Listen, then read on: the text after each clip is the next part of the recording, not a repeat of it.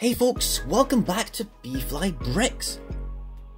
In today's video, I've upgraded my old LEGO City Police SWAT truck MOC, which I made last year, with a larger cab, shorter trailer, a better interior and a few other things along the way. I love that black and white colour scheme, so of course I kept that, but I removed the odd coloured police signage. I really like the super secret police stickered parts from various LEGO movie police vehicle sets we have, and even though one side has no signage at all, I think it's pretty obvious it's a police truck of some kind. This was my old MOC, and I'm sure you can already see the difference. I had originally used an older 2013 version of the police truck as a basis and basically recoloured it, added some seating and some weapon storage, and instead of the wee prison bit at the end, I made a space for a bomb disposal robot, and at the time I was pretty happy with it. It's pretty cool. But this time around, I did look at more real world source material from the States and Canada, and you guys over there do make some cool looking vehicles. They really go to town on the designs and the livery and the colours and all that kind of stuff. It's just brilliant. But most of the mobile command trucks have quite large cabs with extended fronts, but I like the flatter, more boxy look.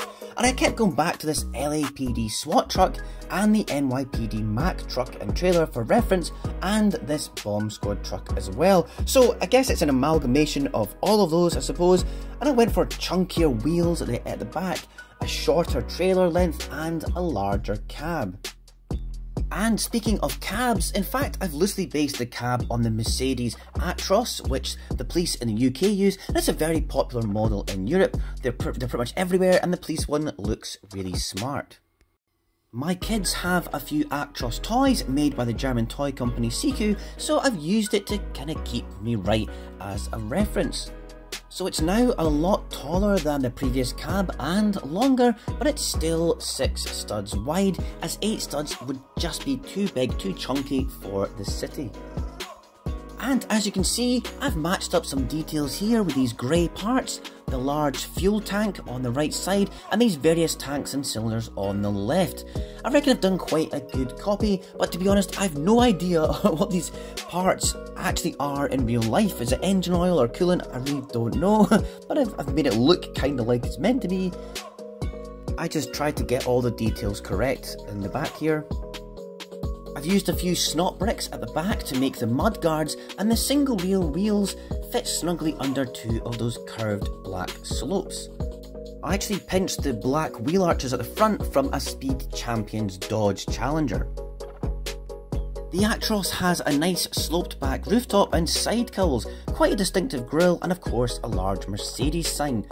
So I've done my best to achieve that look. I don't have a Mercedes logo or anything, but a round tile does the job. The cool thing in regards to play though is the cab tilts forward so you can access the engine, which the kids love to play around with fixing.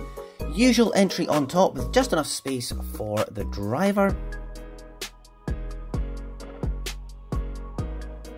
Now for the trailer, there's a simple stand underneath which lifts it a bit higher than the cab so you can attach the trailer a bit easier.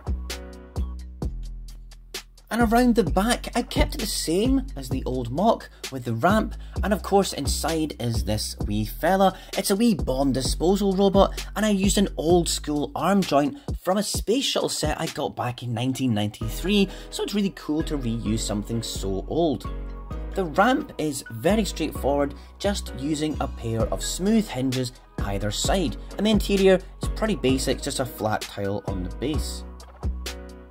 Now on the top there is a slight gap, as you can see, but you can barely notice it, especially as it's black, and this is where the hinges are for the opening side. And here inside you can see a bit better, just 4 hinges along the top there. It's a really strong connection, it doesn't break, and it stays up when opened, and I find this style of opening really helps with play, and I can get my hands in there easy to get those minifigs, and of course the kids in particular. It's quite a rugged opening and they can get their hands in and play with the wee guys. Speaking of minifigs, I've used the body armour from the LEGO movie Super Secret Police robots. Got a simple interior with a computer terminal and the obligatory red mug, and I've tiled the bottom there as well. And there's some clips at the end here for a few rifles and handguns, and a really simple bench in the middle rather than individual seats. It is really simple, but it's really geared towards play, and look how easy it is to get the figs in and out, and that's something I really struggle with sometimes with normal Lego sets, and the kids as well. It often falls apart, so I made a big opening, and it clips onto the cab really easily as well. Just slides over, pop it in, brilliant.